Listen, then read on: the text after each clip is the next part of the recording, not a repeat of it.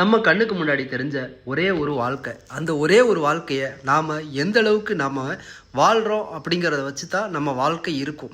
இன்றைக்கி போட்டி, பொறாமை, அதுக்கப்புறம் நீ பெரியவன் நான் பெரியவன் அப்படின்னு இன்றைக்கி மனிதர்களுக்குள்ளே ஒவ்வொருத்தருக்குள்ளே ஒரு போட்டி. நீ நல்லா இருக்கக்கூடாது, நான் நல்லா இருக்கக்கூடாது அப்படின்னு சொந்த பந்தத்துக்குள்ளே இன்றைக்கி பிரிவு. இன்றைக்கி ஒவ்வொரு மனிதர்களும் எதையுமே எடுத்து கொண்டு போகிறது கிடையாது. இருக்கிறது கொஞ்சம் காலம்தான். தூங்கி எந்திரிச்சா காலையில் எந்திரிப்போமா எந்திரிக்கல அப்படிங்கிற ஒரு காலத்தில் தான் இன்றைக்கி வாழ்ந்துக்கிட்டு இருக்கோம். இயற்கை சீற்றங்கள் இனி வரக்கூடிய காலகட்டம் மிகப்பெரிய ஒரு மோசமான காலகட்டமாக இருக்கும்.